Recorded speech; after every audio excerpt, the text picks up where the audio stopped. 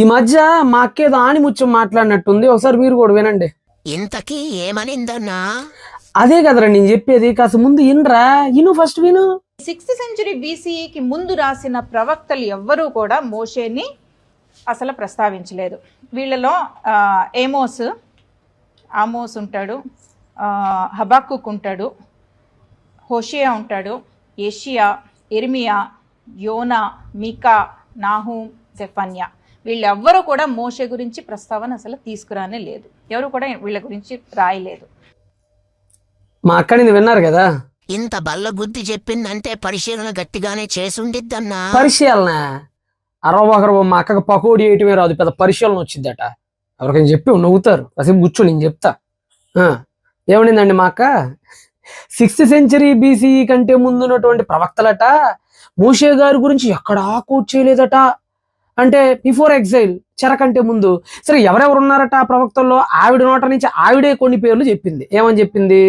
ఒక నహూమ్ ఏంది, యోనా ఏంది, యెషయా ఏంది, హబక్కుక్ ఏంది, ఇర్మియా ఏంటి, మీకా ఏంటి అని ఆవిడే చెప్పింది. ఒకసారి మీరే వినండి ఆవిడ ఇంకేమేం పేర్లు ఎత్తిందో. ఏషియా, ఇర్మియా, మీకా. Right, very good. ఏమనిందండి? యెషయా గారు కూడా ఉన్నారట, మోషే గారి పేరు ఎత్తలేదట. ఇర్మియా గారు కూడా మోషే గారి పేరు ఎత్తలేదట.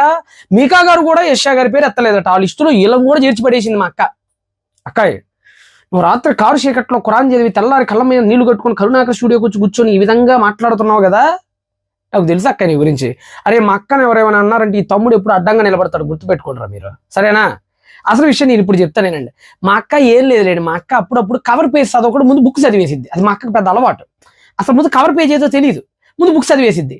కవర్ పేజ్ చదువుదాం అనుకునే లోపల కాల్ వచ్చి వెంటనే కరుణాకర్ స్టూడియోకి పోయిద్ది అనమాట. అందుకని ఇదంతా జరుగుతుంది పాపం. మా అక్కనే ఏమనమాకండి పాపం, ప్లీజ్ అండి. మా అక్కని నన్ను చూసి వదిలేయండి పాపం.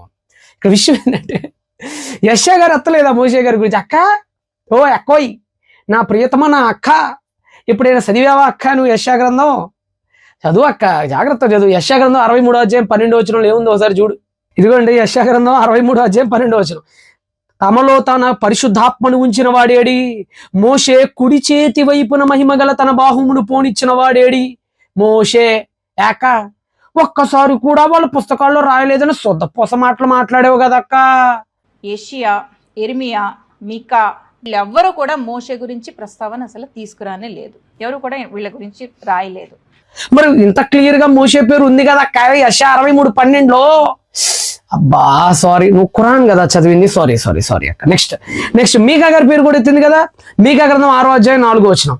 ఐగుప్తు దేశంలో నుండి నేను మిమ్మల్ని రప్పించి తిని, దాస్య గృహంలో నుండి మిమ్మల్ని విమోచించి తిని, మిమ్మల్ని నడిపించుటకై మోషే, అహరోను, మిరియాములను పంపించి తిని. అదేంటక్క, మోషే గారి పేరు కదా, వాళ్ళ అన్న పేరు వాళ్ళ అక్క పేరు కూడా రాసేసారు అక్క.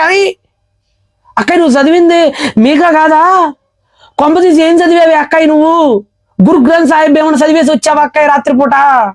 నాకు డౌట్ వస్తుంది అక్కాయి. నెక్స్ట్ ఇర్మియా గ్రంథం, ఇర్మియా గారు కూడా చెప్పలేదనేది కదా. ఇర్మియా గ్రంథం 15వ అధ్యాయం 1వ వచనం చదవండి. అప్పుడు యెహోవా నాకు ఇలాగున సెలవిచ్చెను, మోషేయు ఎవరట మోషేయు. మా అక్క ఏమనింది? ఒక్కసారి కూడా ఎత్తలేదట. మోషేయు సమూయేలును నా ఎదుట నిలబడినను ఈ ప్రజలను అంగీకరించడం నాకు మనస్సు ఉండదు. ఏందక్క ఇంత క్లియర్ గా మీకా గ్రంథం 6వ అధ్యాయం 4వ వచనంలోను, యెషయా గ్రంథం 63వ అధ్యాయం 12వ వచనంలోను, ఇర్మియా గ్రంథం 15వ అధ్యాయం 1వ వచనంలోను, ఇంకా గట్టిగా మాట్లాడాలంటే హోషేయ గ్రంథం 12వ అధ్యాయంలో కూడా ఐగుప్తులో నుంచి మిమ్మల్ని బయటికి రప్పించిన ప్రవక్త ద్వారా రప్పించారని చాలా క్లియర్ గా చెప్పాడు. మరి ఎందుకక్క ఈ విధంగా అనవసరంగా లేనివన్నీ నువ్వే ఊహించేసుకొని మాట్లాడేస్తావు ఎందుకక్క? పాప పక్క మా డాక్టర్ బాబు ఉన్నాడు. మా డాక్టర్ బాబు అంటే అది సీరియల్లో ఉన్న డాక్టర్ బాబు కాదు, మా ధర్మార్గం డాక్టర్ బాబు. మరి డాక్టర్ బాబు కూడా పెద్ద నేను విద్యా పండితుని అంటుంటాడు కదా, బైబిల్ చెప్పాలి కదా మరి డాక్టర్ బాబు. ఏమని మరి చెప్పాడో లేదు, నేనైతే చూడలేదు. ఆ ఒక్క బిట్టే నేను చదివాను, మరి ఆ ఒక్క బిట్టే నేను చూశాను. మరి ఇంకోటి మన పక్కన బైబిల్ రత్నం ఉన్నాడు, సారీ జాతి రత్నం ఉన్నాడు కదా పక్కన. మరి జాతి రత్నం పెద్దని బైబిల్ పండితుణ్ణి అని చెప్పుకుంటాడే, మన జాతి రత్నం కరుణాకర్ అన్నది. మరి అన్నయ్య కూడా చెప్పాలి కదా. ఎస్తేర్ గారు మీరు మా స్టూడియోలోకి వచ్చిన మాట్లాడకండి బాబు. అసలు ఈజీగా దొరుకుతున్నాను ఈ మధ్య. అసలుగే నేను ఇంత క్లియర్ గా ఇర్మియా గ్రంథం 15:1లో ఇలాగే మోషే గురించి ఉన్నాయి కదండి, కనీసం మా కరుణాకర్ అన్నయ్య అయినా చెప్పాలి కదా. అటు మా డాక్టర్ బాబు చెప్పడు, ఇటు మా కరుణాకర్ అన్నయ్య చెప్పడు, లలిత్ కుమార్ సార్ గారు అంటారు అసలు ఆ సార్ అసలుకే చెప్పడు. అంటే మీ ఇష్టం, మీ డిబేట్లు మీ ఇష్టం. ఇంకా నయ్యం అసలు మోషే గురించి కాదు, ఎక్కడ బైబిల్లో అసలు గట్టిగా మాట్లాడాలంటే అసలు మోషే అనే వ్యక్తే లేడు ఇంకా బైబిల్లో అని చెప్పలేదు. చెప్పినా చెప్తాం, ఇంకా బైబిల్లో లేదని చెప్పలేదు. సంతోషం.